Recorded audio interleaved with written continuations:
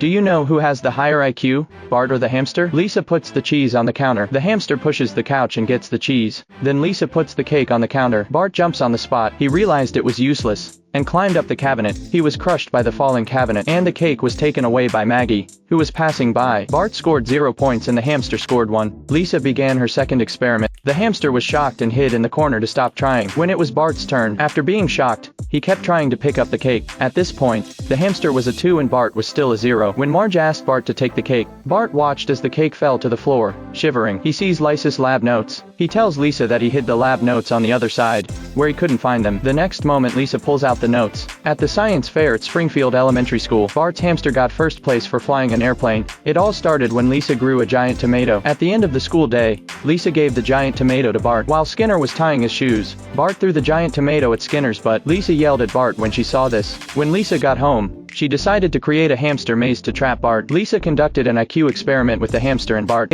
What will happen when Homer finds Lisa? He'll buy a balloon to bribe the lift truck driver. Homer maneuvers the lift to lift himself up. He saw Lisa in the crowd. The elevator slipped under his control. He was hit on the head by a street lamp. The sparks from the friction on the ground will sting him. Sparks from the bridge will hit his head. The elevator went into the river. He crashed into the boardwalk. Lisa got the crew to operate the equipment and lowered the bridge. Homer's head was caught in the bridge. Passing cars kept hitting his head. Homer's head was covered in tire tracks. Lisa apologized to Homer. Homer slammed on the brakes and told Lisa, "It's the stupid adventures that make life exciting." At this point, the car slipped back. It's spinning on the edge of the river. They arrived at the museum and climbed up on the ledge of the window with a huge object. Lisa opened the window. They came to the exhibition hall. They saw the mysterious magic ball. When Homer stepped into the fence, it acted as a domino, knocked down the booth that held the ball. The falling ball turned out to be a music box. It all started when Lisa called Homer and asked him to take the bus to the museum alone. Lisa took the wrong bus. She got off in the middle of nowhere. She went to a phone booth and called Homer. Homer drove to the museum but didn't find Lisa.